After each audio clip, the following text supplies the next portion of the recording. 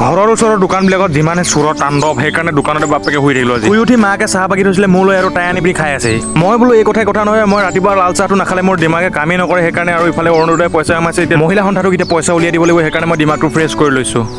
আচ্ছা ঠিক হে সমঝ গয়া। এইফালে আকৌ আমাৰ আৰাধ্যাই পুৰা পঢ়াত লাগি আছে। মই বোলো বহুত ভাল ছোৱালী, তাৰপিছতে ক'লে বোলে এইফালে যাওঁ। তাৰ এইফালে যাওঁ বুলি গ'লে পুৰা দৌৰিলে। এইফালে আকৌ আমাৰ গাঁৱৰে এজন পেহাটো পণ্ডিত ওলালে। সেই পণ্ডিতৰ লগত আমাৰ আৰাধ্যাই পুৰা চুপতি মাৰি আছে, জোকাই আছে। আৰাধ্যাই পুৰা দেই কৰি Ayo, dunia sekali.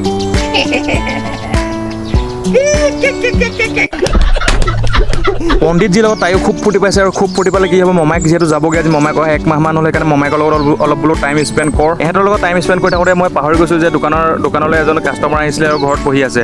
এতিয়া যিহেতু মমাইক যাবগৈ, মমাইকে মুখেৰে ক'ব নোৱাৰে, কিন্তু তাইক বহুত ভাল পায়, সেইকাৰণে মই মমাইকৰ লগত অলপ টাইম স্পেণ্ড কৰিব দিছোঁ। যিহেতু মমাইকে তাইক বহুত ভাল পায় আৰু যাবৰ টাইমত অলপতো বেয়া লাগিব ইমান দিন থাকিলে। মমাইকক যিহেতু বাইকে থ'বগৈ, মই নাযাওঁ, সেইকাৰণে আৰাধ্যা মোৰ লগত থাকিব। আৰাধ্যাক বোলো মনটোকে ফূৰ্তি লওঁ, অলপ স্কুটিত উঠাই এপাক ঘূৰাই আনো। আমি যাওঁগৈ, বাই বাই দিদিয়া। আজি প্ৰথম ইলেক্ট্ৰিক ঘৰৰ স্কুটিখন যিহেতু দদাইকে লৈ গ'ল, সেইকাৰণে ওচৰৰে বান্ধৱী এজনী স্কুটি এখন আনি তাই ভায়েকক থ'বলৈ ওলাইছে। তাইক যিহেতু বাইকো শিকোৱা হোৱা নাই, আৰু এইফালে আৰাধ্যাই মাকক নেৰা হ'ল। মামাক আৰু মাকক যিহেতু এৰা নাই তাইক, গতিকে মই বোলে এপাক ফুৰাই নাই, মই অলপ আঁতৰৰ পৰা গৈ লৈ আনিমগৈ। এইফালে বোপাই কাম লাগি আছে আৰু মোকো গালি দি আছে, মই বোলে কৰ্ট এখন হেৰুৱালোঁ কিবা কাম কৰি পিনি, আৰু মোক চাকৰি কৰিবলৈ গৈ থাকে, বিজনেছ কৰিলে নহ'ব বোলে। আৰাধ্যা বেছি এজনীক মাকে এৰি থৈ গ'ল, তাইনো কি কৰিব, গ্লাছখনতে নিজৰ চেহেৰাটোকে চাই ফূৰ্তি কৰি আছে। আৰু মই বোলো এই কথাই কথা নহয়, দোকানৰ জাপবিলাক খুলি পিনি অলপ জিম কৰি লওঁ। চোলা তোলা খুলি পিনি বোলো ডাঙৰ চাই দামবিলাকে আজি ঠিকছে মাৰোঁ, কিন্তু কি হ'ব, এই এলাহ ভাৱটোৱে মোৰ গোটেই জীৱনটো খাই দিছে। দোকানলৈ দুটামান কাষ্টমাৰ আহিল, পইচা দিবলগীয়া, পইচা দিলে বস্তু নিয়াকেইটা বস্তু নিলে, তাৰপিছতনো কি কৰি থাকিম বোলো, ছাগলীজনীকে লৰাই থৈ আহোঁ, মানুহজনীও নাই, মাহঁতৰ মনটোকে অলপ ভাল লগাই থৈ আহোঁ।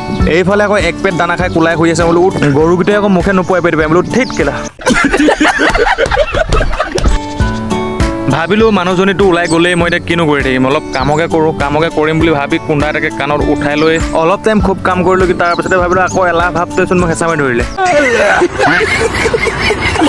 তাৰপিছতে ভাবিলোঁ যিহেতু চব্জিৰ বহুত দাম হৈছে, সেইকাৰণে বোলো জিকা, ভাত কেৰেলা আৰু এনেকৈ শাক পাচলিবিলাকৰ তলবিলাক অলপ চাফ কৰি দিওঁ, তেতিয়াহে অলপ বোলো বেছিকৈ লাগিব। চাফ কৰি থাকোঁতে আকৌ ওপৰৰ পৰা এটা কাঁহলাভাৱে মোক কাম মাৰিবলগীয়া আহিলে। মই তেতিয়া ভাবিছোঁ মোৰ বিপদ আৰু সমস্যাৰ পৰা মোৰ বাকী নাই।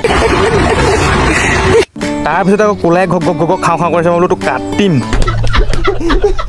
তাৰপিছতে ভাবিলোঁ গাহৰিটোৰ কাৰণে ইমান চিঞৰি আছে, বোলো কচুকে এসোপা কাটোঁগৈ। কচু কাটোঁতে আকৌ কচুথোৰ চেক আহি পিনি মোৰ চকুতে সোমালেহি। যি হওক যি নহওক বোলো, এইবিলাক কোনে কৰি থাকে, এইবিলাক কৰি থকাতকৈ বোলো ঘৰলৈ গুচি যোৱা ভাল হ'ব বুলি কৈ ভাবি থাকোঁতে ভালেই পালোঁ, ছোৱালীজনী মাতি দিলে। ঐ কিনো মা ঐ এইটো লাগে নেকি দেহৰ